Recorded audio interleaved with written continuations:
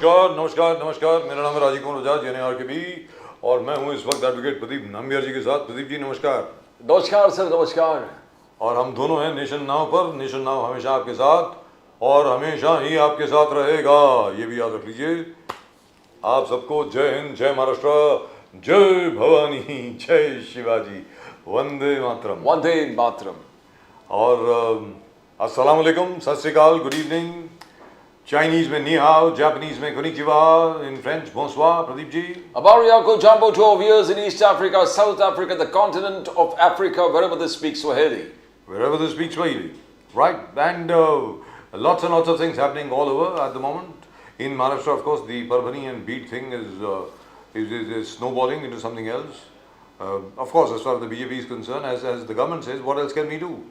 We've already, the main culprit has been arrested. The cops in Parbhani have been suspended. There's a inquiry commission on in both places, and the police are investigating. What more do you want? और उसके अलावा जहाँ तक सैफ अली खान साहब का सवाल है, अब ये सामने बात आ रही है, कोई बोल रहा है प्रदीप जी, शॉकिंग, CCTV मतलब है ही नहीं वहाँ पे क्या बिल्डिंग में, तो अंदर की जो फुटेज निकाली है वो कहाँ से निकाली है? मतलब बड़ा अजीब है मसला, जरा थोड़ा सा। शरद पवार जी है, उद्धव बाला साहब ठाकरे ग्रुप है, सुप्रिया सुले जी है, आलोचना पर आलोचना कि क्या लॉ एंड ऑर्डर कोलैप्स है स्टेट में, is the law and order collapsing in the state, spurt of crimes, that is what Sharad Pawar ji, Supriya Sule, Uddhav Bala Saheb Thackeray, पूरे जितने भी opposition leaders are up in arms, the Congress बोले लॉ एंड ऑर्डर कंट्रोल में नहीं है। ये मेरा ये व्यक्तिगत विचार है कि एक बिल्डिंग के अंदर अगर कोई क्राइम हो गया, उसमें सरकार क्या कर सकती है? Maximum you can do to catch hold of that guy, जिसने कुछ किया है उसको जरा पकड़ लीजिए, उसके खिलाफ कानूनी कार्रवाई करें, और जितनी भी हाउसिंग सोसाइटीज हैं, जैसे कल यहाँ पे डिस्कशन हुआ था, उनको ये कहा जाए कि भाई आप अपने सिक्योरिटी मेजर्स जो है ठीक ठाक रखें। जहाँ तक सैफ अली खान साहब का सवाल है, my admiration for Saif Ali Khan goes up, मतलब माशाल्लाह, look at that guy, he actually defended his family and everything. निहत्ते थे और एक चाकू वाले के साथ भिड़ गए, तो he is lucky to be alive.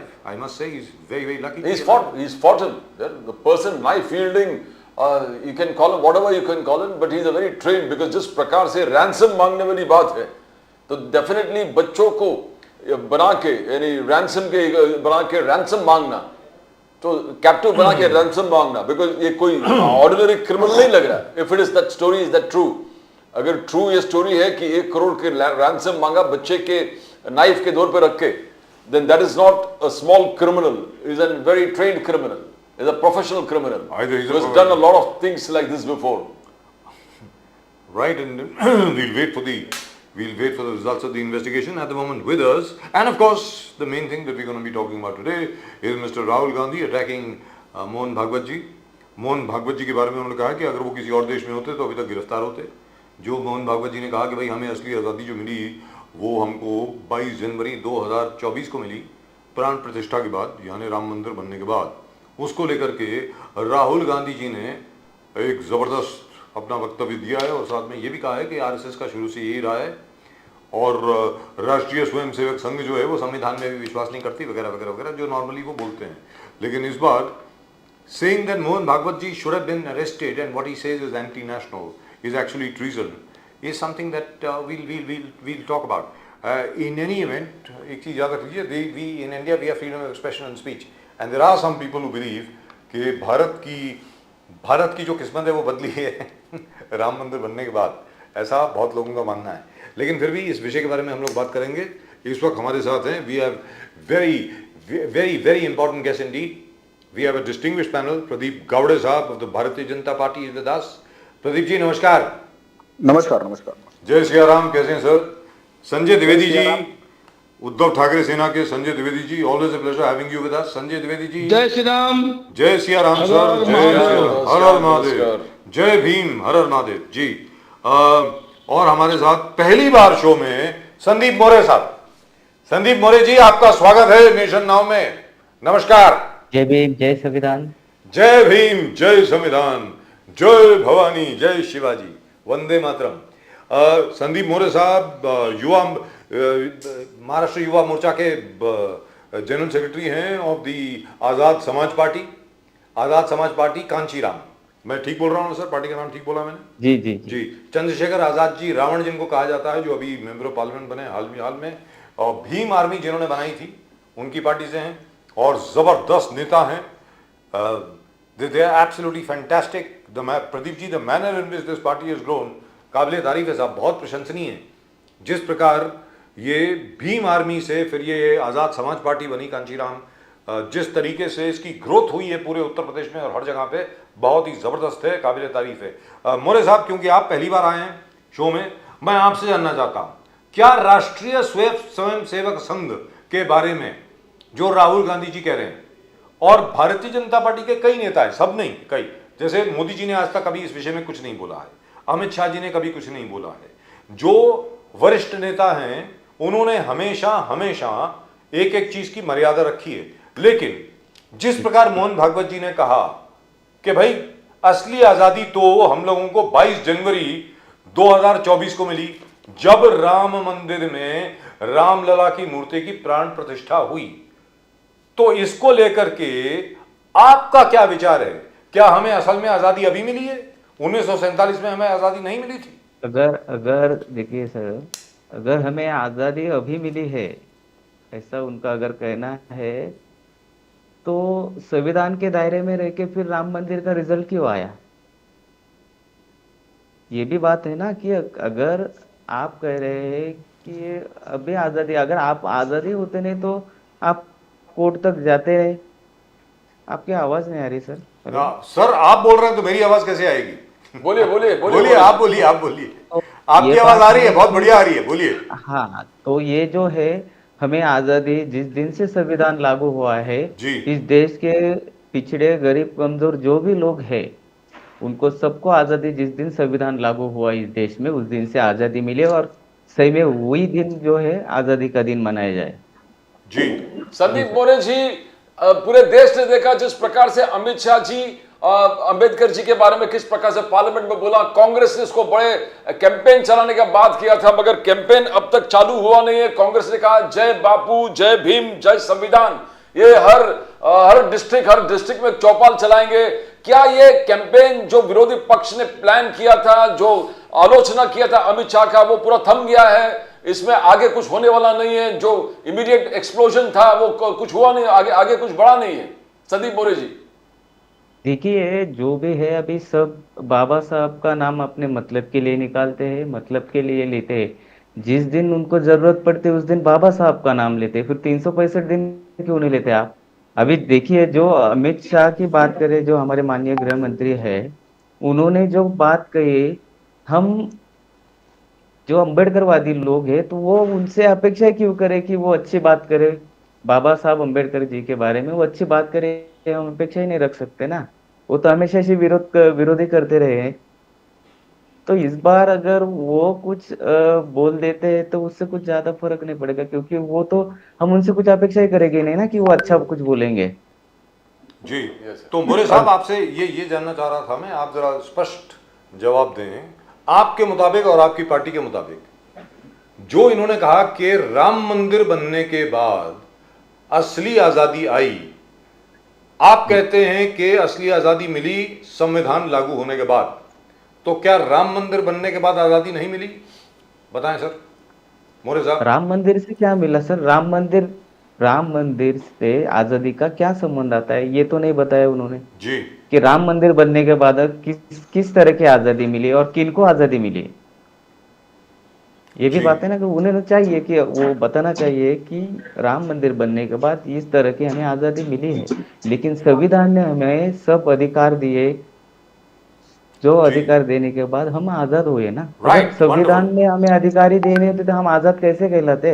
अभी Correct. राम मंदिर बनने से क्या आजादी मिली है, ये तो नहीं बताया ना उन्होंने। जी, आपको आजादी मिली राम किस तरह मंदिर की बनने के आजादी? बाद? मोरे साहब, क्या आप अपने आप को आजाद महसूस कर रहे हैं राम मंदिर बनने के बाद? जी सर, राम मंदिर के बाद हम तो जब से बाबा साहब ने संविधान दिया, संविधान जब से लागू हुआ तब से हम आप खुद को आजाद महसूस करें। हमारे पार्टी का नाम भी आजाद समाज पार्टी है। जी बिल्कुल। गावड़े साहब, ये मोहन भागवत जी का क्या तात्पर्य था सर, जब उन्होंने ये कहा, और सामने से जो राहुल गांधी जी ने कहा है कि इनके ऊपर तो या है वो देशद्रोह का मुकदमा चलना चाहिए, और किसी और देश में होते तो मोहन भागवत जी गिरफ्तार हो जाते। गावड़े साहब। नहीं, देखिए, बात ऐसी है जी बोलिए सर। हमको 15 अगस्त 1947 को आजादी मिली जी। लेकिन जो पिछले 70 साल का जो पीरियड था, एक कॉलोनियल माइंडसेट में हमारा देश था। तो दो प्रकार की कॉलोनियलिटी थी, एक थी मुगल कॉलोनियलिटी और दूसरी थी ब्रिटिश कॉलोनियलिटी। उससे हमारा देश, इसकी वजह से जब 2014 में नरेंद्र मोदी जी के नेतृत्व में बहुत सालों के बाद, लगभग 30 सालों के बाद एक फुल मेजोरिटी की हमारी गवर्नमेंट बनी, तो इंग्लैंड का जो द क्रॉनिकल है उसने लिखा था कि आज भारत को सही मायने में आजादी मिली है। ये उस वक्त 2014 में क्रॉनिकल ने लिखा था। ये हो गया एक पक्ष। मोहन भागवत जी के कहने का जो तात्पर्य है वो ये है कि हमको जो कल्चरल इंडिपेंडेंस है वो हमको राम मंदिर बनने के बाद मिला है, और इसमें कोई गलत बात नहीं है, इसमें कोई गलत बात नहीं है। क्योंकि पिछले 70 सालों तक हम ये पढ़ रहे थे, हम ये सुन रहे थे कि जिसने हमारे यहाँ पर आकर आक्रमण किया वो मुगल ग्रेट थे, औरंगजेब ग्रेट था, अकबर ग्रेट था, जिन्होंने यहाँ पर आकर बर्बरता की, हमारे यहाँ पर मंदिरों को गिराया, हमारे महिलाओं को के साथ दुष्कर्म किए, यहाँ पर लोगों को तलवार के नोक के ऊपर कन्वर्ट किया, और न जाने अनगिनत तरीके के अपराध उन्होंने यहाँ पर किए। लेकिन फिर भी हम इंडिपेंडेंट इंडिया में 70 सालों तक उनकी कसीदे पढ़ रहे थे। मैकॉले की जो शिक्षण पद्धति है उससे हम पढ़ रहे थे कि हमारा जो पूरा इतिहास है वो एक खराब इतिहास है, वी वेर अनसिविलाइज्ड सोसाइटी वगैरह वगैरह, ये सब भी हम पढ़ रहे थे। तो इन दैट कॉन्टेक्स्ट जब राम मंदिर, जो इस देश की धरोहर है, इस राष्ट्र की धरोहर है, जिसको औरंगजेब ने गिराया था, वो जिसको बाबर ने गिराया था, वो राम मंदिर बनने के बाद ये डेफिनेटली हमारे लिए एक कल्चरल सिग्निफिकेंस है उसका। और उस कॉन्टेक्स्ट में उन्होंने कहा था कि राम मंदिर बनने से देश को सही मायने में आजादी मिली है। मुझे इस तर्क में कोई गलत बात नहीं लगती। दूसरी बात, जो श्रीमान राहुल गांधी जी बोल रहे हैं, उनको अंदर होना चाहिए था, ये होना चाहिए था। आप राहुल गांधी का भाषण पूरा सुनिए। राहुल गांधी कह रहे हैं हमारी लड़ाई जो है वो भारतीय जनता पार्टी के साथ नहीं है, वो राष्ट्रीय स्वयंसेवक संघ के साथ नहीं है, हमारी लड़ाई इंडियन स्टेट के साथ है। ये कौन सा संवैधानिक रवैया हो गया? आपकी लड़ाई किसी पॉलिटिकल पार्टी के खिलाफ हो सकती है, किसी आइडियोलॉजी के खिलाफ हो सकती है। जब आप कह रहे हैं कि आपकी लड़ाई इंडियन स्टेट के साथ है, तो ये clearly anti democratic unconstitutional stand है जो नक्सलाइट्स का है। ये राहुल गांधी की अर्बन नक्सलाइट मानसिकता है जो उन्होंने खुद कही है। और ऐसा व्यक्ति जब कहे कि इसको जेल में डाल देना चाहिए था, इसको ये करना चाहिए था, तो ये टोटलिटेरियन जो थिंकिंग है उनका, कि जस्ट बिकॉज मैं किसी चीज से अग्री नहीं करता उसकी वजह से उनको जेल में डालना चाहिए था, ये जो माओइस्ट टोटलिटेरियन जो थिंकिंग है वो आपके सामने है। गावड़े साहब, मगर आगे जाके राहुल गांधी जी जिस प्रकार से आलोचना किया, उन्होंने कहा कि फ्रीडम मूवमेंट ये एक हिस्टोरिकल प्रोसेस था, जितने लोग सैक्रिफाइसेस दिए, फ्रीडम स्ट्रगल था, फ्रीडम मूवमेंट था। इस चीज को मोहन भागवत जी ने बिलिटल किया है, एकदम कमी ड्वार्फ कर दिया है। बोले महात्मा गांधी हो, नेहरू हो, सरदार पटेल हो, जो अनगिनत शहीद हैं, जो अपने जीवन के त्याग दिया था, बलिदान दिया था, सैक्रिफाइसेस किया था, मोहन भागवत जी ने एक ही झटके में, एक ही भाषण में पूरे फ्रीडम स्ट्रगल मूवमेंट को बिलिटल किया है। तो इतिहास बिल्कुल गलत बयान है ये, और ये राहुल गांधी का पॉलिटिकल बयान है। आप देखिए, मतलब हमारे सब जो स्वतंत्रता सेनानी थे, जिन्होंने इस देश के स्वतंत्रता के लिए संघर्ष किया, वो सभी हमारे लिए पूजनीय है और उन सभी का सम्मान हमने किया है। ऑन द कॉन्ट्ररी, कांग्रेस का देखिए या फिर गांधी फैमिली का देखिए, सिर्फ नेहरू को छोड़कर इन्होंने हर किसी को जो योगदान है स्वतंत्रता संग्राम में, उसको कम करने का प्रयास किया, उसको नकारने का प्रयास कीजिए। वो छोड़िए, इन्होंने सरदार पटेल के साथ कौन सा रवैया किया? सरदार पटेल को भारत रत्न कब मिला? जब इनकी गवर्नमेंट थी तब मिला क्या? बाबा साहब अम्बेडकर के बारे में मेरे मित्र बात कर रहे थे, उनको भारत रत्न कब मिला? तो इनका कोई कंट्रीब्यूशन नहीं था क्या? नेताजी के बारे में कांग्रेस का क्या रवैया रहा है? भगत सिंह के बारे में उनके कांग्रेस के जो शासन थे उसमें क्या पढ़ाया जा रहा था? तो उल्टा ये कांग्रेस ने किया है कि सिर्फ एक परिवार को छोड़कर बाकी सबका जो फ्रीडम मूवमेंट में योगदान था उसको नकारने का, उसको व्हाइट वॉश करने का और इतिहास के पन्नों से उसको गायब करने का प्रयास जो अगर किसी ने किया होगा तो वो कांग्रेस ने किया है।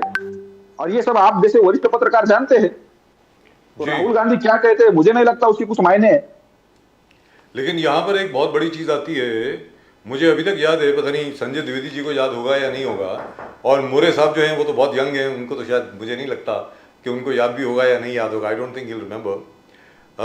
Pradeep Gawde sahab, I remember, I think it was 4 years ago, was it 5 years ago, I am not sure, no it was early then that, Modi ji के आने के पहले की बात है। एनसीईआरटी की मेडिवल हिस्ट्री की, मॉडर्न हिस्ट्री की किताब थी स्कूल्स की, where Indian freedom movement was talked about, और उसमें, और उसके चेयरमैन थे हमारे आदरणीय सम्मानीय otherwise a great scholar Irfan Habib sahab. Sir उन्होंने they called Bhagat Singh a terrorist. That book had called, it's an NCERT publication, ministry of education, this was around 2012 I think, उन्होंने भगत सिंह को टेररिस्ट बुलाया था। तो इस विषय के बारे में कभी मतलब आप लोगों की कभी बातचीत हुई है कांग्रेस के साथ कि यार ये क्या कर रहे थे तुम लोग? सर जरा बताएं गावड़े साहब। नहीं बिल्कुल, हमने उसके खिलाफ प्रदर्शन भी किया है। उस वक्त मैं युवा मोर्चा में था, हमने प्रदर्शन भी किया है इस बारे में, इस विषय पर। और सिर्फ ये एक ही बात नहीं है, ऐसी बहुत सारी बातें मतलब जो हमारे क्रांतिकारक थे उनके बारे में लिखी गई थी, नेताजी के बारे में लिखी गई थी, या फिर मुगल को प्रेज करने वाली ऐसी बहुत सारी बातें एनसीईआरटी की किताब में थी। तो इस सब के खिलाफ हमने संघर्ष किया है। मैंने जो अभी पिछले प्रश्न में का उत्तर में कहा कि जब राहुल गांधी ये कहते हैं कि हमने जो स्वतंत्रता सेनानी थे उनका जो कंट्रीब्यूशन था उसको नकारा है या फिर उनको हमने ये नहीं किया है, तो उल्टा ये कांग्रेस का इतिहास रहा है। अभी आप ही ने एक उदाहरण बताया कि भगत सिंह जो इस देश के स्वतंत्रता के लिए जिसने अपना बलिदान दिया, उसको कांग्रेस और कांग्रेस की जो पूरी इकोसिस्टम है वो उसको टेररिस्ट मानती थी। ये कांग्रेस की में लिखा थिंकिंग था, वो मानते थे या नहीं, बट एनसीईआरटी की पब्लिकेशन में था ऐसा। मॉडर्न हिस्ट्री में it was there, on that there is no doubt. Let me get Sanjay Dwivedi sahab in. We welcome Gopal Tiwari ji, our old friend from Pune of the Congress. Sir, namaskar. नमस्कार sir, नमस्कार। संजय द्विवेदी साहब, मोहन भागवत जी ने कहा कि भाई असल में आज़ादी जो मिली है वो तो 22 जनवरी 12:22 के बाद मिली है 2024 में, मतलब रामलला की मूर्ति की प्राण प्रतिष्ठा के बाद। और जैसा गावड़े साहब ने कहा कि वो बात कर रहे हैं सांस्कृतिक आज़ादी के बारे में, cultural freedom, freedom to worship freely, इस विषय के बारे में। तो आप इसके बारे में क्या समझते हैं और कैसे देखते हैं इसको सर? और उसके बाद भी ऐसा नहीं है कि वो वहीं पर रुके, उसके बाद अहल्याबाई होलकर के नाम से काफी अवार्ड्स हैं, जो पुरस्कार हैं जो दिए गए थे कल, वहां पर इंदौर में भी बोलते हुए उन्होंने उसको दोहराया है। उन्होंने कहा कि हमें संविधान तो मिला लेकिन जो कुछ संविधान में है वो पूरा अमल में नहीं लाया गया, इसलिए अभी इक्वालिटी नहीं है इंडिया में। तो अब जो है जैसे हमारे श्री राम जो हैं वो हर एक के कण कण में बसे हुए हैं, शिव जो हैं हर एक के कण कण में हैं, श्री कृष्ण जो हैं वो हमारे सांस्कृतिक धरोहर हैं। जब तक के उनको हम वो स्थान नहीं देंगे जो कि उनको मिलना चाहिए, तब तक आज़ादी किस काम की? अब आप बोलें संजय द्विवेदी जी।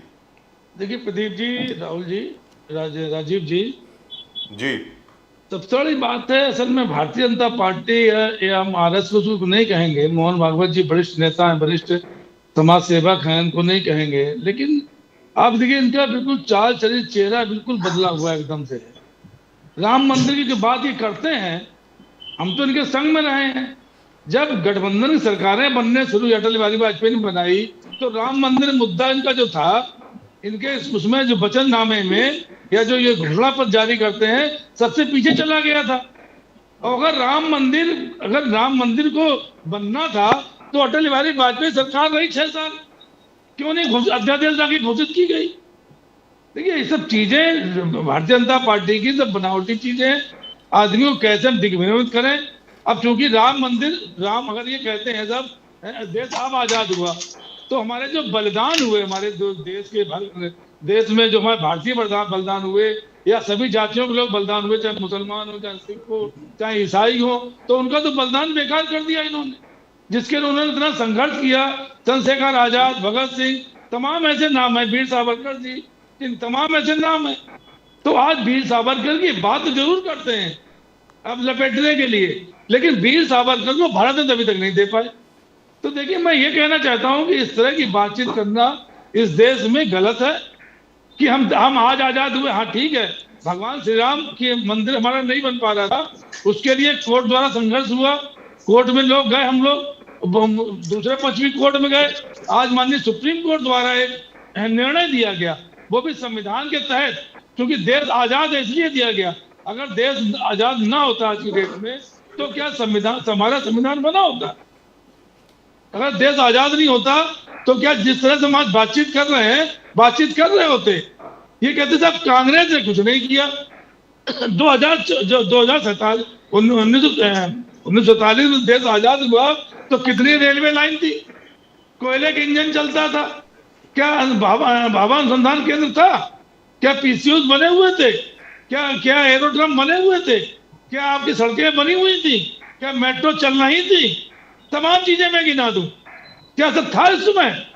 2014 से पहले अगर कांग्रेस ने कुछ किया नहीं, ना मेट्रो बनवाई, ना उन्होंने सड़कें बनवाई, ना उन्होंने ब्रिज बनवाए, ना उन्होंने रेलवे के प्लेटफार्म बनवाए, कुछ नहीं किया इसके मैंने। और सुई से लेके हवाई जहाज इस देश में बनने लगा था, सुई से लेके हवाई जहाज इस देश में बनने लगा था। आज जो हमारी आजादी थी, इंदिरा गांधी जी उन्होंने बांग्लादेश को आजाद करा दिया। ये चीन के लिए बड़ी बड़ी आंखें तो रखते हैं कि चीन आएगा तो हम लाल आंखों से दिखा देंगे, 56 इंच का चीना है, तो 56 इंच का चीना कहाँ चला गया? द्विवेदी जी, आज भी चीन देख लीजिए, चीन कब्जा करता चला जा रहा है और 56 इंच का चीना गायब है।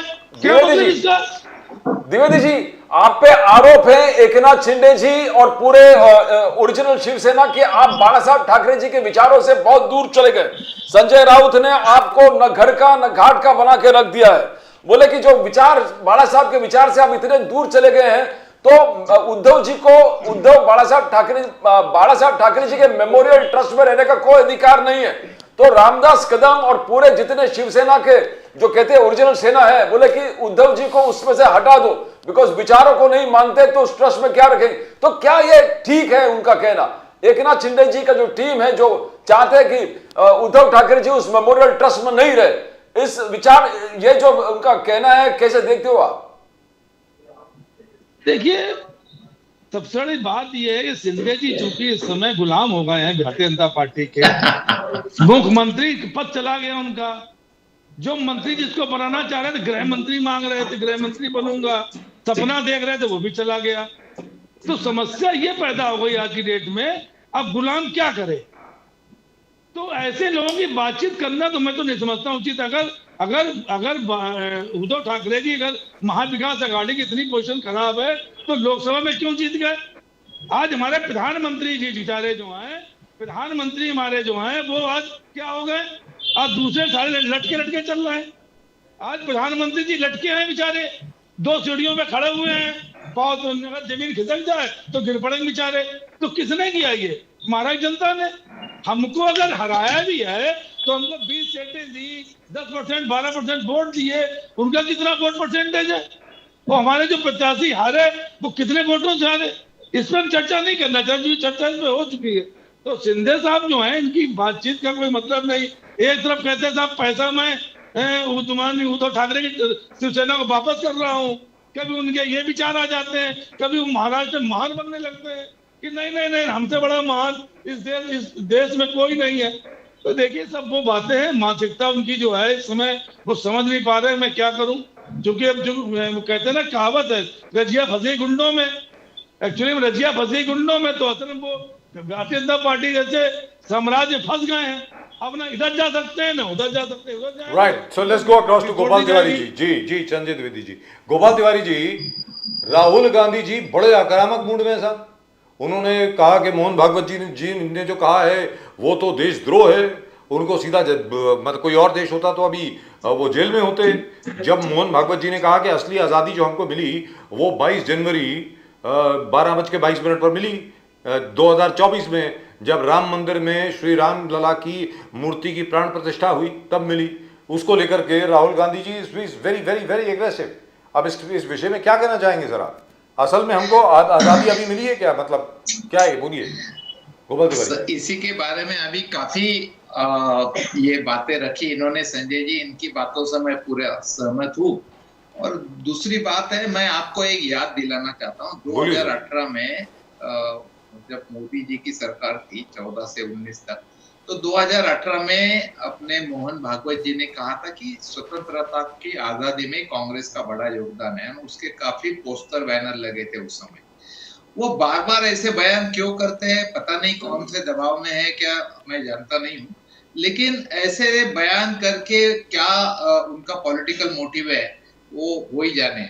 एक बात है, जब आजादी मिली और उसकी स्व प्रतिष्ठा, जब आजाद हुआ भारत तो ऑटोमेटिकली स्व प्रतिष्ठा ही बनी ना सर। स्व प्रतिष्ठा अलग और आजादी अलग, ये तो दो बातें तो हो नहीं सकती ना।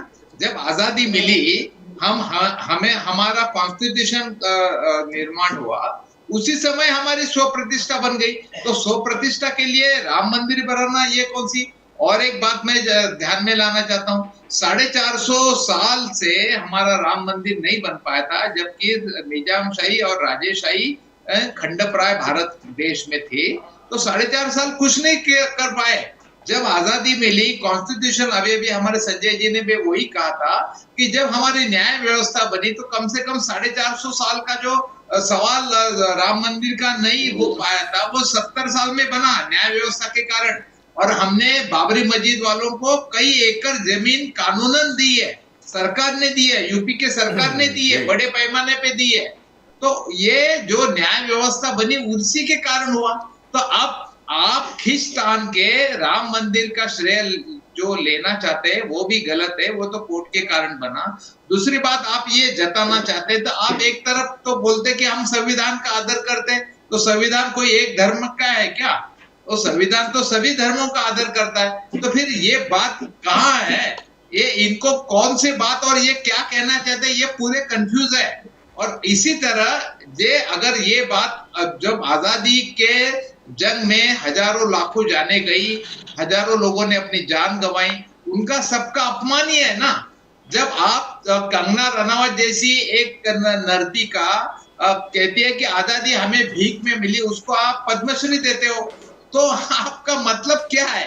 तिवारी जी, वो देश के प्रति लॉयल हो क्या? तिवारी जी, राष्ट्रद्रोह नहीं तो दूसरा क्या है? तिवारी जी, गोपाल जी, देवेंद्र फडणवीस जी ने कांग्रेस का आलोचना करते हुए कहा कि आपको लोकतंत्र के बारे में, डेमोक्रेसी और संविधान के बारे में बोलने का कोई हक नहीं है। You don't have any right to talk about liberty, about the constitution, about democracy, because बोले emergency was the greatest blot on democracy। और देवेंद्र फडणवीस जी के पिताजी खुद जेल में थे, उन्होंने खुद, he was a small child, he suffered the emergency period को उन्होंने फील किया, सफर किया। तो आपको कोई हक नहीं बनता कि आप लोकतंत्र और डेमोक्रेसी के बारे में लेक्चर दे देश को। गोपाल जी सर, ये कहना उनकी बौद्धिक दिवालियापन दिखाता है देवेंद्र फडणवीस जी का, जबकि वो भली भांति जानते हैं और जानना भी चाहिए। जब इंदिरा जी ने इमरजेंसी लगाई तो कॉन्स्टिट्यूशनल जो अमेंडमेंट, उसमें जो एक प्रोविजन है उसी के अनुसार लगाई।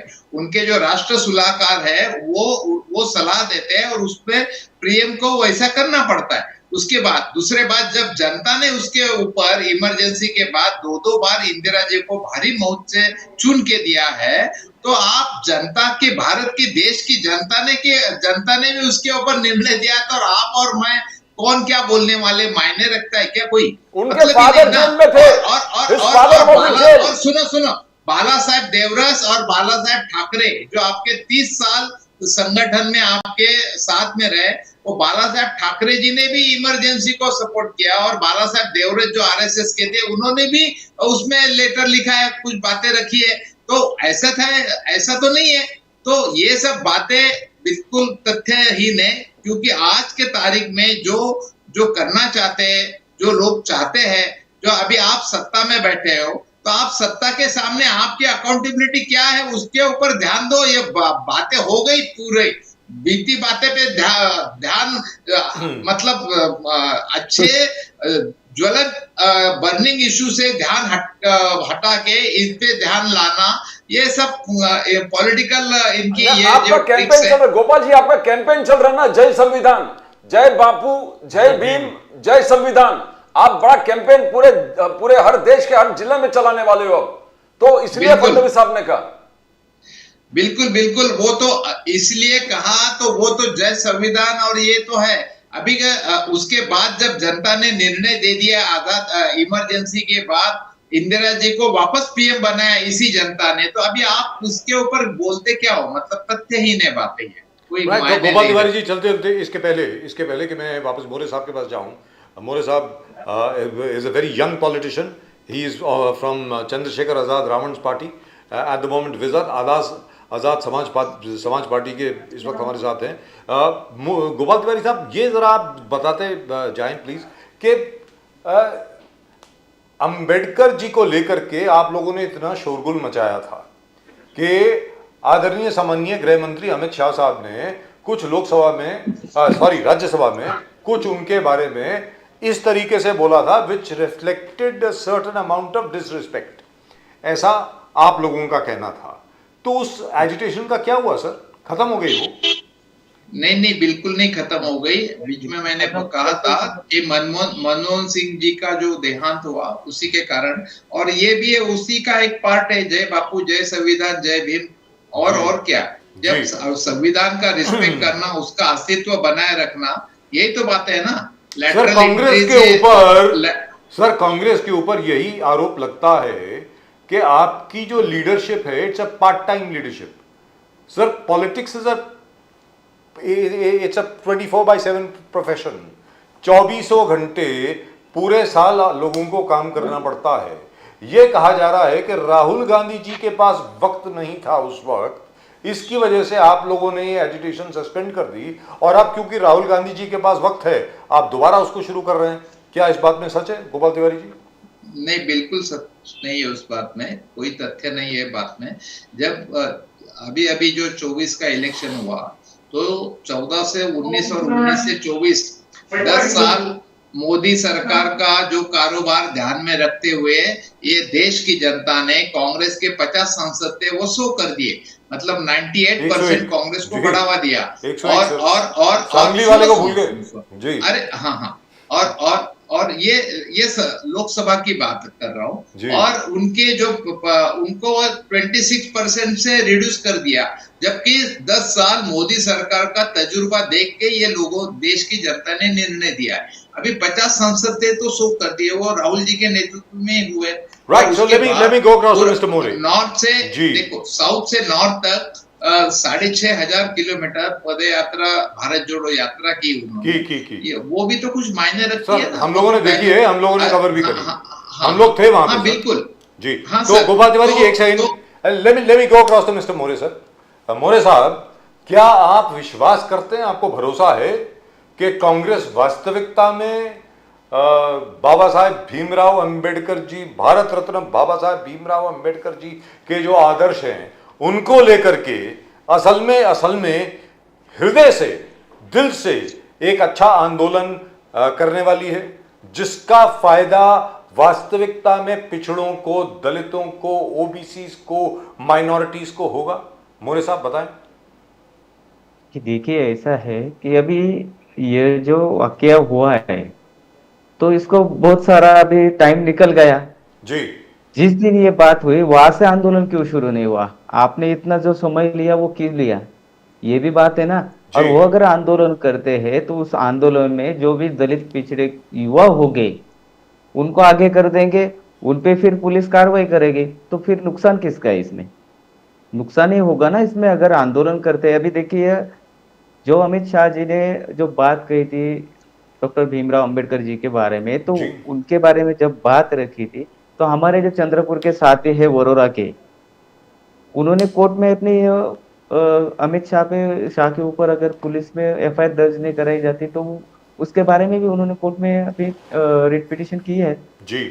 उस पर भी अभी कोर्ट पर सुनवाई करने वाला है। तो आप कांग्रेस पर भरोसा रखते हैं क्या? नहीं रखेंगे सर, हमें किसी पे भरोसा नहीं है। हमारे लिए किसने क्या किया है सर? अभी आपने थोड़ी देर पहले ये भी बोला था कि ठीक है, हम एक बार मान लेते हैं कि मोहन भागवत जी ने कहा कि हमें राम मंदिर बनने के बाद आजादी मिली, लेकिन सर अगर आजादी मिलती है तो घोड़ी पे बैठने पे, मूछें रखने पे हत्याएं क्यों हो रही है? जी, आप अगर वो उत्तर प्रदेश में देखे, दुरुस्त बात। राजस्थान में देखे, जहाँ पे भी अगर देखते हैं आप, तो वहां पे जो हत्याएं हुई है वो जातिगत भेदभाव को लेकर हत्याएं हो रही है। तो अगर हमें आजादी मिलती है तो इस आजादी में हमारे नसीब में मौत क्यों? ये भी सवाल खड़ा होता है। तो इस पे भी अगर गौर करना चाहिए। दुरुस्त बात। प्रदीप मोरे जी। मोरे मोरे जी, ये पूछना चाहता हूं कि मोदी साहब कह रहे हैं कि 2014 के बाद रूरल पॉवर्टी हमने बहुत कम कर दिया। कांग्रेस का नारा था गरीबी हटाओ, बट कांग्रेस ने गरीबी कभी नहीं हटाया। आज मोदी जी को ये करना पड़ रहा है। 25% रूरल पॉवर्टी था 2014 में, आज मोदी साहब ने उसको कम करके 5% रूरल पॉवर्टी को 5% पे लेके आए। और ज्यादातर दबे पिछड़े, दलित, ओबीसी। तो आप क्या, डू यू बिलीव दिस? आप इसको विश्वास करते हैं जब मोदी साहब कह रहे हैं कि असली पॉवर्टी एलिविएशन हमारे काल में हुआ, जो हमने अलग अलग पॉलिसीज लाए, हर घर नल से जल, हर घर शौचालय, आवास योजना, उज्ज्वला योजना, सबको घर देना। तो ये कितनी सच्चाई है? आपने देखा गरीबी, गरीब लोग को देखे हैं, कैसे देखते हो आप? देखिए सर, अभी हमारे माननीय प्रधानमंत्री जी अगर कह रहे हैं कि हमने गरीबी हटाई है, तो एक बात पता है सर, 80 करोड़ लोगों को फ्री में राशन क्यों बांटा जा रहा है? अभी फ्री में राशन बांटा जा रहा है जी। तो उसका आंकड़ा, जो मेरा आंकड़ा नहीं है, ये तो मेरा आंकड़ा नहीं है, गवर्नमेंट के आंकड़े है कि 80 करोड़ लोगों को फ्री में राशन बांटा जा रहा है। अगर गरीबी हटी होती तो हम जो भी गैस सिलेंडर मिलता है, मेरी माता बहनें वो उसके ऊपर कुछ टिप्पणियां नहीं करती ना। आज उनको गैस सिलेंडर लेने के लिए, वो गैस सिलेंडर अभी हमारे इधर, मैं एक रूरल एरिया से आता हूँ, वहां पे देखिए जो गैस के जो सिलेंडर है वो हमने बाजू में रख दिए और चूल्हे जलाना चालू कर दिया है। तो ये गरीबी हटी होती तो हम चूल्हे क्यों जलाते? हम तो अभी चूल्हे पे सब जो भी कुछ रहता है वो हम पका के खा रहे हैं। जी। तो ऐसा क्यों? अगर गरीबी हटती है, 2014 के पहले भी गरीबी हटी नहीं और बाद में भी नहीं। जो मजदूर है, किसान है, जो पिछड़े लोग हैं, जिनकी आमदनी मिनिमम है, उनके लाइफ में तो कुछ बदलाव आया नहीं। मोरे साहब, एक छोटा सा मैं आंकड़ा आपके सामने रखता हूं, उसके बाद आपका जवाब सुन करके मैं गावड़े साहब के पास जाऊंगा, क्योंकि मैं चाहूंगा कि वो इसके ऊपर जरा गौर फरमाएं और अच्छी तरीके से विस्तार से जरा इसके बारे में जरा जवाब दें। सर, ये एनसीआरबी का, नेशनल क्राइम रिकॉर्ड्स ब्यूरो का ये आंकड़ा है 2022 का। This report shows a rise in crimes against scheduled castes and scheduled tribes. By the way, the figures for 23-24 are not available. Rise in crimes against scheduled castes, scheduled tribes across India, which has gone up to 57,582 atrocities cases registered against the scheduled castes that year, representing a 13.1% jump from 50,900 cases in 2021. इन महाराष्ट्र में जो cases हैं वो 38.96% से increase हुए हैं sir, from 2018 to 2022, 2,743 cases of atrocities against scheduled caste and scheduled tribes. तो मतलब मोरे साहब, जैसे जैसे हम लोग मॉडर्न होते जा रहे हैं, जैसे जैसे आगे बढ़ते जा रहे हैं, 21वीं सदी में भी दलितों के खिलाफ जो अन्याय हो रहा है वो कम नहीं हुआ है। नहीं मोरे हुआ साहब। है सर। देखिए देखिए जी अभी हम परभनी की बात ले लेते हैं सर। जी आपने जो आंकड़ा बताया वो सही आंकड़ा है, वो सही में एट्रोसिटी हो रही है। उतना महाराष्ट्र में जो है बहुत बड़े बड़े दलित हत्याकांड। अभी देखिए एक परभनी का मामला जो अभी चल रहा है, अभी हमने जी जी ये सब हमारे साथी वहां पे मौजूद है। आज लॉन्ग मार्च है उनका, परभनी से मुंबई मंत्रालय तक। तो देखिए सर, अगर जो कोम्बिन ऑपरेशन हुआ सोमनाथ हिंसा, सूर्यवंशी का क्या हुआ? सोमनाथ सूर्यवंशी का सर सोमनाथ एक मिनट। सूर्यवंशी है, तो जी जो हिंसा हुई, जी उस हिंसा के बाद पुलिस ने, ये सरकार ने कोम्बिंग कहाँ पे कर दी? कोम्बिंग की उन्होंने भीमनगर में। इनको कोमिंगरी भीमनगर में। दिक्कत जी ये है कि हिंसा करने वाले बस दलित है और हम इनको ही पीट सकते हैं, हम इनको ही दबा दबा सकते हैं। जी जिस दिन कोम्बिंग हुआ उस दिन वो जो पुलिस वाले थे उन्होंने जो अशोक चक्र है जो लोगों के घरों पे था, जहां बाबा साहब की साइन थी, वो गाड़ियां तोड़ी, जो घरों पे ये अशोक चक्र था उन घरों में घुस के छोटे छोटे बच्चों को, माताओं को, बहनों को और बूढ़ों को उन्होंने मारा, बेरहमी से मारा। उसमें और एक देखिए सर, आपने जो आंकड़ा बताया उसमें भी हम, आपने जो भी परसेंटेज बताया उसमें सोमनाथ सूर्यवंशी जोड़ लीजिए सर, उसको भी जोड़ लीजिए सर। जी हमारा भाई शहीद हो गया वहां पे, पुलिस ने इतने बेरहमी से मारा सोमनाथ भाई को, इतना बेरहमी से मारा कि उसको पुलिस कस्टडी में उसकी जान चली गई। लेकिन सरकार ने उसके बाद किया क्या किया, वहां के जो तहसीलदार थे उन्होंने 10 लाख का चेक लेके वहां पे उनके पास चले गए। क्या 10 लाख से हमारे जो शहीद सोमनाथ सूर्यवंशी उसकी जान वापस जाएगी? कार्रवाई क्या है उस पे अभी तक देखिए, अभी तक ना कौन से पुलिस जो कर्मचारी थे जो अभी भी ड्यूटी कर रहे हैं, किसी का भी सस्पेंशन हुआ नहीं है। ये कहा गया किसी दो की लोगों का कार्रवाई नहीं सस्पेंशन हुई है। हुआ है, तो ये एक भी सब इंस्पेक्टर और एक कांस्टेबल, ना। एक सब इंस्पेक्टर और एक कांस्टेबल को सस्पेंड किया गया है, ये मालूम सर, पड़ा है। ये दो लोग, इतना बड़ा ये हुआ है, इतने जी। सारे लोगों को मारा गया है, जान चली गई है और आप 2 लोगों को सस्पेंड करेंगे। राइट, सो लेट्स आस्क और प्रदीप ये गावड़े बात साहब। ठीक है, ये बात ठीक है। इसमें जो हमारे गृह मंत्री है उन्होंने क्या जिम्मेदारी ली है? अभी तक क्या आप सस्पेंड कर देंगे और उस सोमनाथ को न्याय मिल गया, हमारे भाई को न्याय मिल गया, ऐसा हो सकता है क्या? आज तो आप क्या चाहते क्या हैं मोरे साहब, आप क्या चाहेंगे सर? सर आप क्या चाहेंगे कि गृह मंत्री जी क्या करें? अपने दिल की बात बताइए ना, क्या चाहेंगे आप? देखिए सर, अभी वहां पे जो समिति गठित कराई गई है, वो जो समिति है, वो समिति क्या जांच कर रही है?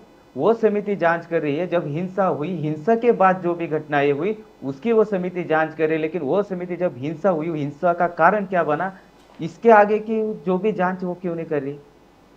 ये जांच समिति क्यों नहीं करी? क्या गृह मंत्री ने उनको बताया है कि नहीं आप हिंसा के बाद ही करो, हिंसा के बाद की जो है आप तहकीकात करो, उसके पहले की क्यों नहीं? ये हिंसा क्यों भड़की, उसका कारण क्या हुआ? जिसने भी संविधान शिल्प जो था वहां पे परभनी में, वहां पे विटंबना कराई गई, उसको तोड़फोड़ किया गया, लेकिन वो किस मानसिकता से किया गया, वो किसने किया, उसके पीछे कौन है, इसका मुख्य सूत्रधार कौन है? तो ये कौन देखेगा सर? जी मोरे साहब एक मिनट, गावड़े साहब, so do you think the parameters of the committee should be widen, should be increased? Gawade साहब नहीं, मैं प्रश्न सुन नहीं पाया, किसी की आवाज आ रही थी। आप सर, वो प्रश्न ये है कि परभनी में जो कमिटी है, जो कमिटी फॉर्म की गई है उसकी इन्वेस्टिगेशन करने के लिए इंसिडेंट की, कि भाई हिंसा के बाद क्या हुआ, ये क्या हुआ वगैरह, हिंसा क्यों भड़की, काय के लिए भड़की, क्या वहां पर सोशल टेंशन्स हैं, क्या उसके बारे में भी बात नहीं होनी चाहिए सर? प्रदीप गावड़े साहब। नहीं, देखिए, ये जो परभनी का इंसिडेंट जब हुआ और दुर्भाग्यपूर्ण मौत सोमनाथ सूर्यवंशी की हुई जी, हर चीज का इन्वेस्टिगेशन किया जाने वाला है। आपने जैसे कहा कि 2 लोगों को हमने सस्पेंड किया, जी किया। और जो न्यायालयीन कमिटी बनी है उसका जो रेफरेंस है वो मुझे लगता है हमारे भीम आर्मी के जो साथी है उन्होंने शायद पढ़ा नहीं है, मैं पूरे दावे के साथ कह रहा हूं। उसका जो रेफरेंस है, वो कमिटी को जो रेफरेंस दिया गया है वो बहुत वाइड है, वो सिर्फ घटना के बाद या फिर ऐसा कुछ नहीं, ये घटना क्यों हुई, इसके लिए जिम्मेदार लोग कौन है और इसके ऊपर आगे क्या कार्रवाई करनी चाहिए, और ऐसी घटनाएं आगे नहीं हो इसके लिए क्या करना चाहिए, इस तरीके का बहुत ही वाइड मैंडेट जो है, रेफरेंस जो है वो उस कमिटी का है। तो इस तरीके की बात की उसको यही इन्वेस्टिगेशन करने के लिए कहा है, वही इन्वेस्टिगेशन करने के लिए कहा है, ये मुझे लगता है गलत है। सोमनाथ सूर्यवंशी के परिवार के लोग देवेंद्र जी से मिले हैं और देवेंद्र जी ने उनको भी आश्वस्त किया है कि अगर इस जो दुर्भाग्यपूर्ण मौत सोमनाथ सूर्यवंशी की हुई है, अगर उसमें कोई दोषी होगा, वो जिस तरीके से ये कुछ पोर्ट्रे कर रहे हैं कि वो जुडिशियल किलिंग है या फिर किसी और वजह से हुआ है, अगर उस तरीके का कुछ हुआ होगा तो डेफिनेटली न्यायिक जो इंक्वायरी की जाने वाली है उसमें वो आएगा और हर किसी के खिलाफ कार्रवाई करेगी। मतलब जो उन्होंने शुरुआत में कहा था, जो संविधान शिल्प था उसके बारे में हर चीज का इन्वेस्टिगेशन करने का मैंडेट जो है उस न्यायिक कमिटी को दिया गया है। तो मुझे लगता है इस चीज का थोड़ा सा उन्होंने संज्ञान लेना चाहिए। गावड़े साहब, हाँ बोलिए। दूसरी बात, नहीं, जो हमारे भीम आर्मी के स्पोक्स पर्सन है, वो दलित एट्रोसिटीज के बारे में कुछ बात कर रहे थे, कुछ पक्ष रख रहे थे, लेकिन वो ये बताना भूल गए जब मध्य प्रदेश हाई कोर्ट ने एक डिसीजन दिया था और उसको सुप्रीम कोर्ट ने भी अपहेल किया था, और जो हमारा schedule caste schedule tribe prevention of atrocities act है उसको डाइल्यूट किया था, सरकार ने नहीं, कोर्ट ने किया था। और केस फाइल करने के लिए या फिर बेल के लिए कुछ कंडीशंस रखी थी, ये कोर्ट ने किया था। उसके बाद हमारी सरकार ने, आदरणीय पंतप्रधान नरेंद्र जी मोदी वाली सरकार ने, जो इस देश के दलितों की हितैषी है और वे जानती है कि कुछ समाज में आज भी ऐसे सेक्शन है जिनमें जातीयता है, इसकी वजह से हमने फिर से वो अमेंडमेंट किए और फिर से जो एट्रोसिटीज एक्ट है उसको सशक्त किया। ये बताना मेरे दोस्त भूल गए। जी प्रदीप। दूसरी बात, एक और जो बात रिपोर्टिंग के बारे में कही जा रही है, एट्रोसिटीज केस के रिपोर्टिंग के बारे में, तो ये भी उसका एक पक्ष हो सकता है कि अभी लोगों की जो केसेस है एट्रोसिटी एक्ट में वो रजिस्टर की जा रही है। पहले जब हम काम कर रहे थे, जब मैं विद्यार्थी दशा में काम करता था स्टूडेंट मूवमेंट में, हमारे पास ऐसे बहुत सारे मामले आया करते थे। ये कि भीम आर्मी के दोस्त के पास भी आए होंगे कि एट्रोसिटी का केस है लेकिन फिर भी पुलिस एट्रोसिटी का केस फाइल नहीं कर रही होगी। ये रवैया था पुरानी जो गवर्नमेंट्स थी उनका एट्रोसिटीज केस के बारे में। अभी हम एट्रोसिटीज के केस में वो केस फाइल भी करते हैं और उसके खिलाफ जो कुछ इन्वेस्टिगेशन होगा, जो कुछ कार्रवाई होगा, वो भी पूरी अच्छे तरीके से करते हैं। तो ये भी उसमें कुछ पक्ष है। गावड़े साहब, राहुल गांधी जी, थोड़ा आगे टॉपिक है, राहुल गांधी जी कल एम्स गए थे। राहुल गांधी जी रात को 12 बजे एम्स गए थे, एम्स दिल्ली में, और वहां के लोगों और वहां की स्थिति जो स्टेटस है वो पता करने के लिए कि क्या गरीबों का ढंग से सेवा हो रहा है। तो राहुल गांधी जी फाउंड डेफिशिएंसी इन सर्विस, बोले एडमिशन में बहुत डिले हो रहे, दवाई में, ट्रीटमेंट में डिले, सरकार ढंग से कुछ काम नहीं करा जो गरीबों को इमीडिएट रिलीफ पड़े, जो मेडिकल जो इमरजेंसी है।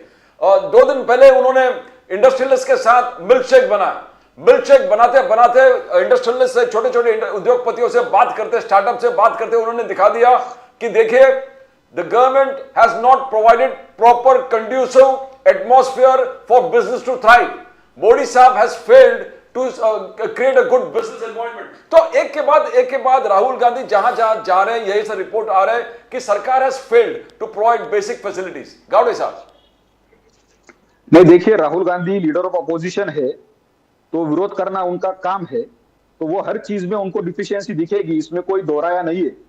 और दूसरी बात, जिस व्यक्ति का मानना ही यही है कि उनकी लड़ाई स्टेट के खिलाफ है, स्टेट मतलब स्टेट और उसके सभी जो ऑर्गन्स है, जो सभी उसकी एजेंसीज है, उसके खिलाफ जिस व्यक्ति की लड़ाई है, वो व्यक्ति इस देश के किसी भी ऑर्गन के बारे में या फिर किसी भी एजेंसी के बारे में अच्छा बोलेगा, ये मुझे लगता है संभव नहीं है।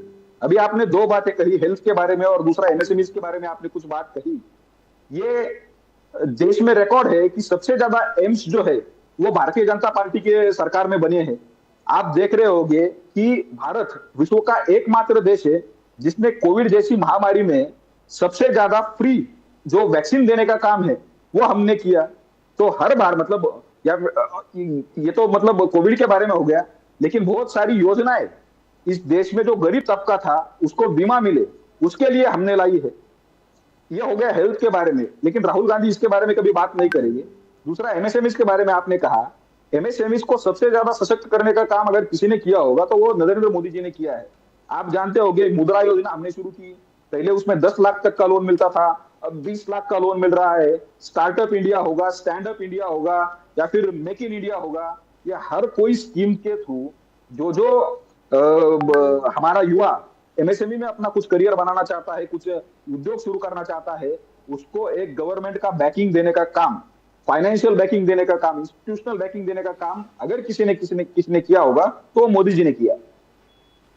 जी ना, I would like to go across to Sanjay Dwivedi ji. आपने अपनी उंगली उठाई थी, आप कुछ बोलना चाह रहे थे, बोलिए सर।